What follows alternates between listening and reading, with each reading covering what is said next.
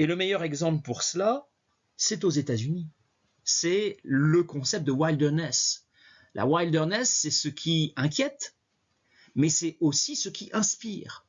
Et c'est les espaces sauvages, justement, c'est quelque chose qui est très, très admiré par les Américains et qui est un élément fort de l'identité américaine, justement, les grands espaces. Et c'est ce qui va mener les États-Unis à être un pays précurseur.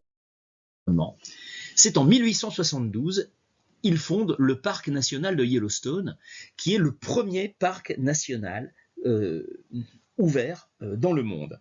Le principe d'un parc national, et donc de celui de Yellowstone, comme la plupart des parcs nationaux dans le monde, alors les lois sont différentes d'un pays à l'autre, mais en général, on va dire, il y a une idée générique qui est sensiblement la même d'un pays à l'autre. Le principe d'un parc national, c'est que c'est un espace protégé dans lequel il n'y aura pas d'exploitation économique. Pas d'exploitation économique, donc on limitera au maximum les infrastructures qu'il traverse, et puis on laissera la vie animale et végétale, la faune et la flore, on les laissera se développer, on laissera les écosystèmes s'entretenir, s'auto-entretenir et évoluer comme bon leur semble. Donc c'est un espace de préservation justement de la nature, de la wilderness, hein, aux États-Unis, qui est vraiment le pays précurseur dans ce domaine. Et le deuxième élément, parce que le premier élément, c'est l'absence d'exploitation économique, le deuxième élément des parcs nationaux, c'est aussi l'accès au public. C'est aussi un espace que le public doit pouvoir visiter et découvrir. Si on souhaite que cela soit un conservatoire du patrimoine naturel, eh bien, il faut que le public puisse y avoir accès et puisse s'approprier ce patrimoine et s'identifier à ce patrimoine. C'est le cas en France où on met en place aussi des parcs nationaux, mais beaucoup plus tard. Le premier parc national en France métropolitaine est ouvert en 1973, c'est le parc national des Écrins dans les Alpes, donc 100 ans après Yellowstone. Aux États-Unis, il faut évoquer le rôle de Theodore Roosevelt. Theodore Roosevelt est président de 1901 à 1909, alors à ne pas confondre avec Franklin Roosevelt, qui sera président de 1933 à 1945. Theodore Roosevelt est président des États-Unis et c'était en fait un peu un précurseur de l'écologie, même si à l'époque on ne le disait pas comme ça. En anglais, on parle de environmentalism, voilà. Mais on le prononçait pas, on le disait pas encore comme ça à l'époque. Mais c'est un président qui était conscient que le gouvernement fédéral doit préserver les ressources. Et donc il a contribué à la création d'autres parcs nationaux, de réserves ornithologiques, de forêts nationales, de parcs naturels, de réserves naturelles. Et il a beaucoup travaillé en ce sens et c'est sans doute le président américain le plus écologiste qu'il y ait eu dans l'histoire des États-Unis. Si on regarde la carte des États-Unis, il y a aujourd'hui 61 parcs nationaux aux États-Unis et c'est pas négligeable, ça couvre quand même 2,2% du territoire. Donc il n'y a pas que Yellowstone, je ne sais pas si vous voyez Yellowstone dans le Wyoming, tout au centre, on va dire au centre-ouest, mais il y a donc il y a 61 parcs qui couvrent environ 2% du territoire des États-Unis, donc c'est une surface significative. Et ce qui est intéressant, et ça c'est tout le travail de Theodore Roosevelt justement, ce qui est intéressant, c'est qu'aux États-Unis, la préservation de l'environnement apparaît comme une prérogative privilégiée de l'État fédéral. Je vous rappelle que les États-Unis étant justement un État fédéral, chacun des 50 États a une très forte autonomie. Et bien justement, les parcs nationaux sont gérés par l'État fédéral. C'est une façon de soustraire aux États une partie de leur pouvoir sur une partie de leur territoire, et de façon à ce que ce soit l'État fédéral qui gère les parcs nationaux. Une façon de soustraire la question aux pouvoirs locaux. Parce qu'on se dit que les pouvoirs locaux ne géreraient pas forcément très bien ces parcs et ne préserveraient peut-être pas correctement la nature, donc on leur prend un bout de territoire qui est directement géré sous l'autorité de l'État fédéral. Donc en France, ça ne surprend pas, aux États-Unis, ça surprend un peu plus, parce qu'aux États-Unis, on est très attaché à l'autonomie des pouvoirs locaux.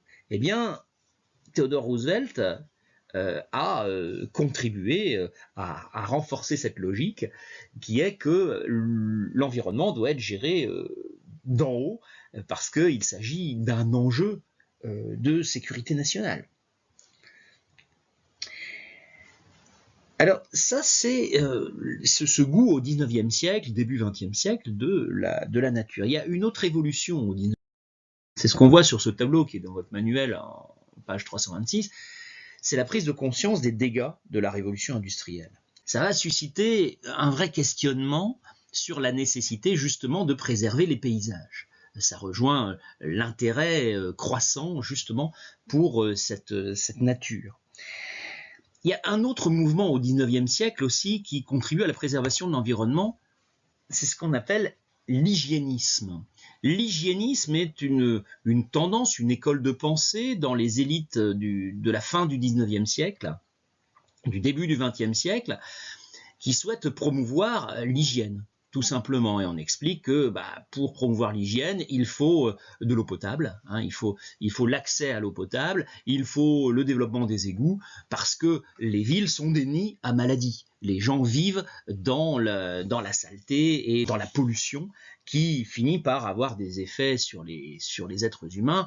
La grande terreur des villes du XIXe siècle, c'est le choléra, une maladie qui naît justement de l'insalubrité, ou encore la tuberculose, qui font des ravages dans les villes du XIXe siècle.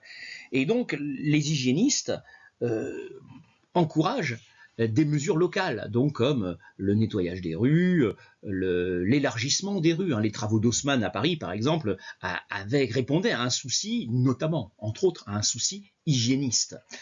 On va construire des égouts, installer l'eau potable, etc. C'est-à-dire que ça mène à des mesures locales, des réalisations locales, comme des règlements municipaux, par exemple. Le plus célèbre, ça serait dans les années 1830, le préfet de police de Paris qui demande qu'on dispose des boîtes un peu partout dans la ville dans lesquelles les gens pourraient jeter leurs ordures. Ah bah oui, il n'y avait pas de boîte pour mettre les ordures, on les laissait traîner partout. Il se trouve que le nom de ce préfet, c'était Monsieur Poubelle, donc on appelait ça les boîtes à poubelle, et puis c'est comme ça que est né le mot poubelle, c'est devenu un nom commun, mais ça, c'est un des éléments de ce souci hygiéniste. Eh bien, la préservation de l'environnement devient une préoccupation justement des hygiénistes.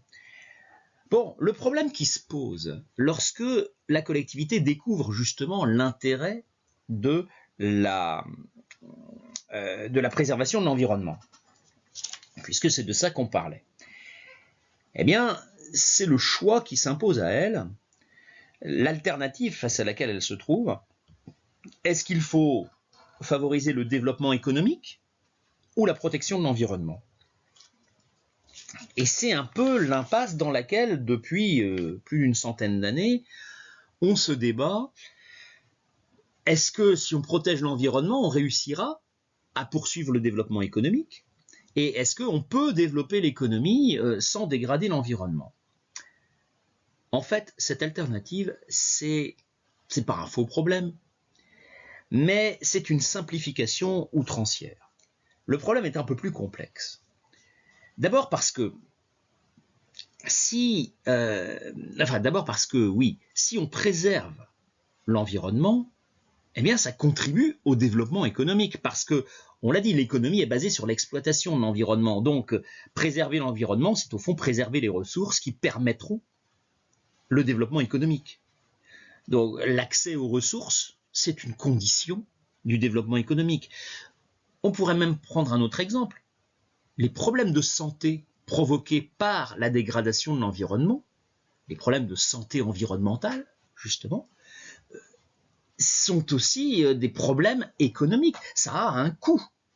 Si plus de gens sont malades parce que l'environnement est pollué, eh bien, ça se paye. ça coûte cher à la collectivité. Donc au fond, il n'y a pas forcément d'opposition entre développement économique et protection de l'environnement. De même, on pourrait se dire que la protection de l'environnement, ça peut créer une nouvelle activité économique. Aux États-Unis, aux États-Unis, on l'a bien compris, les parcs nationaux, comme vous voyez ici, le Grand Canyon de l'Arizona,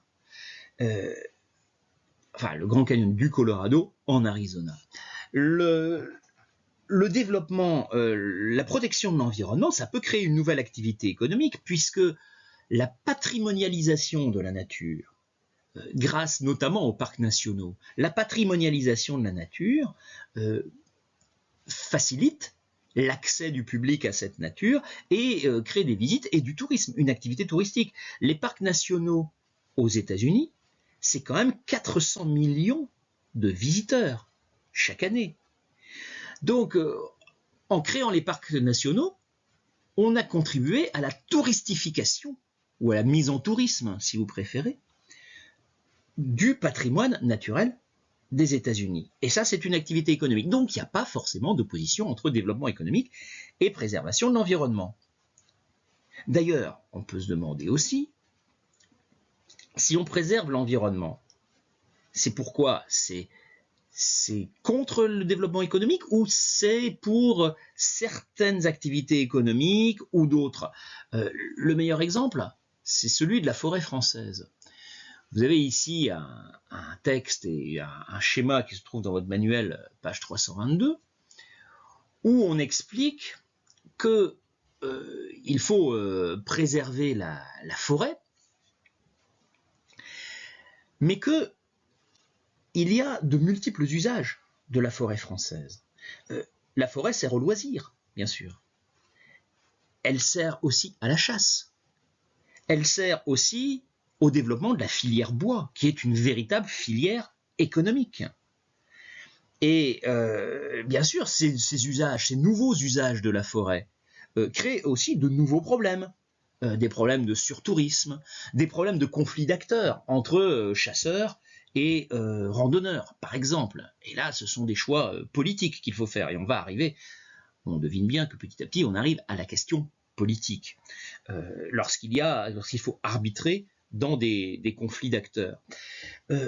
Et c'est ce qu'on voit sur le schéma de gauche, schéma de gauche, qui montre que la forêt, du fait des promeneurs qui jettent des mégots de cigarettes, du fait des gens qui viennent pique-niquer et qui allument un barbecue, la forêt doit faire face à de nouveaux problèmes. Bref, la préservation de l'environnement, le développement économique, ce ne sont pas forcément des enjeux opposés, ce sont des enjeux complémentaires, mais alors l'un provoque de nouvelles complications dans l'autre, ou l'un contribue à l'autre. On voit que au fond, c'est un phénomène complexe. C'est pas simplement l'un ou l'autre, ou l'un contre l'autre, contrairement à ce qu'on dit trop souvent. Enfin, pour poser le problème de cette opposition simpliste entre développement économique et préservation de l'environnement, il faut s'interroger sur l'enjeu social de tout ça. C'est-à-dire s'il y a des contraintes liées aux mesures de protection de l'environnement, et il y a forcément des contraintes. On va interdire certaines choses, on va limiter d'autres choses. Eh bien, la question, c'est qui va subir ces contraintes? Qui va subir ces contraintes? Il va falloir, là encore, arbitrer, et c'est encore une affaire politique. Il va falloir arbitrer, et ce qui l'illustre le mieux, c'est le mouvement des Gilets jaunes, en 2018-2019 en France. Le mouvement des Gilets jaunes, il faut savoir qu'il est parti de l'augmentation de la taxe carbone. La taxe carbone, c'était un moyen d'encourager les gens à consommer moins de combustibles fossiles, et particulièrement de carburants pétroliers.